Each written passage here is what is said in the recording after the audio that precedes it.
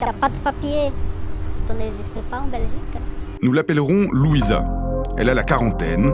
Brésilienne, elle séjourne et travaille légalement en Belgique, où elle est arrivée en 2006. Mais pendant plus de 10 ans, elle a vécu sans papier, dans une sorte de semi-clandestinité.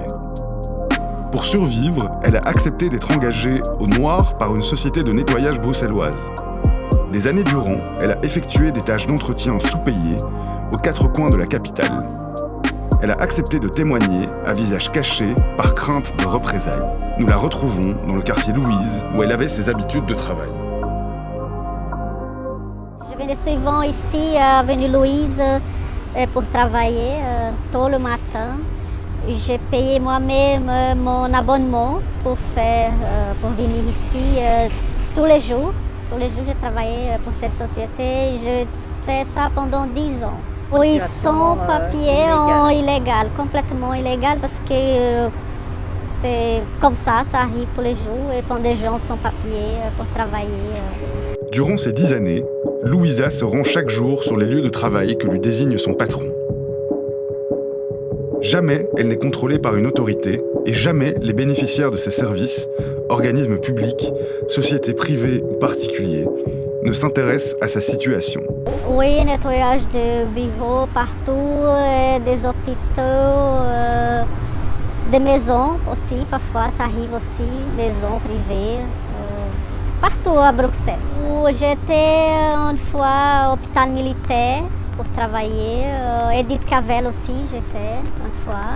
Ici à Louise, je venais travailler une fois dans une banque, je ne vais pas dire le nom de la banque, mais je faisais une agence bancaire et aussi un grand building bien connu. Et jamais rien demandé, rien du tout. Pas de papier, pas de questions, mais pas de contrat de travail non plus, ni de fiche de salaire. De maigres enveloppes rémunèrent Louisa, qui se construit un semblant de vie normale. C'était toujours payé cash dans un petit enveloppe comme ça, qu'on cherche au bureau, au jour qu'ils nous demandent de passer comme ça. C'était 7 heures là, et après un an ou deux, ils ont augmenté à 8 heures là. Et avec cet argent-là, je dois moi-même acheter mon abonnement pour venir travailler, payer mon loyer, manger et tout. Dans l'inframonde des sans-papiers, le passeport périmé de Louisa lui sert de sésame. Oui, jusqu'avec mon passeport, j'arrivais à faire ça, avoir mon contrat de bail avec un propriétaire, mon compte, électricité et tout, abonnement téléphone, sans papier. Sans papier, oui, ça existe toujours. Au quotidien, la peur des rares contrôles et surtout celle de perdre son job garantissent la loi du silence. Oui, toujours, on a peur de se faire contrôler dans le métro ou dans le propre lieu de travaux, parce que c'est compliqué. Avec moi, jamais est arrivé ça.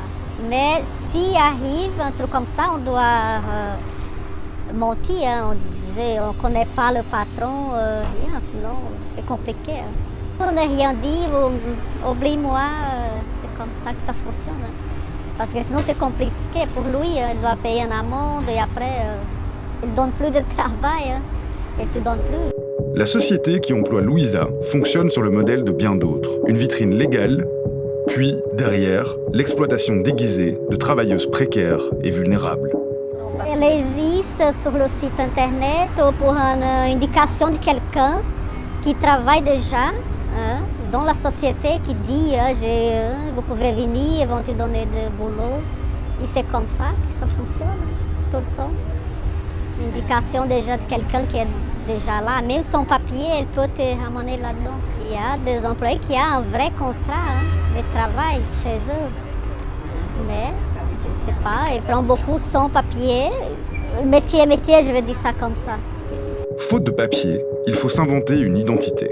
Documents falsifiés, contrefaits, volés, le business illégal des alias fonctionne bien à Bruxelles. Si tu veux, comment je vais expliquer, une fausse carte d'identité portugaise par exemple, il y a les moyens de faire.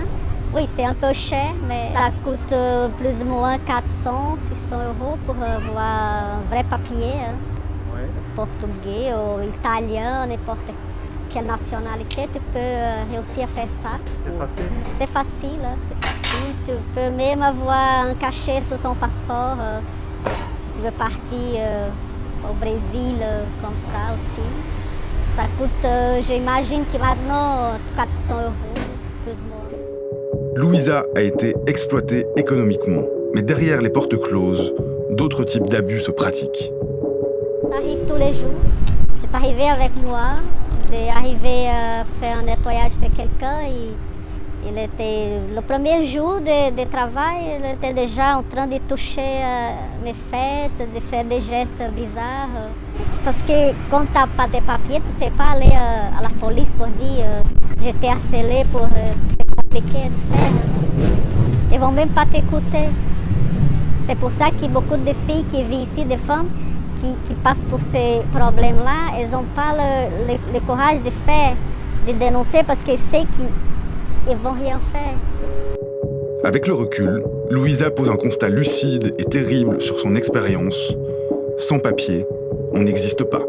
Sans papier, on n'existe pas vraiment. On n'existe pas parce que tu n'as pas de papier.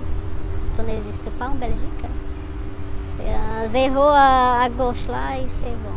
On est un fantôme. Oui, un fantôme.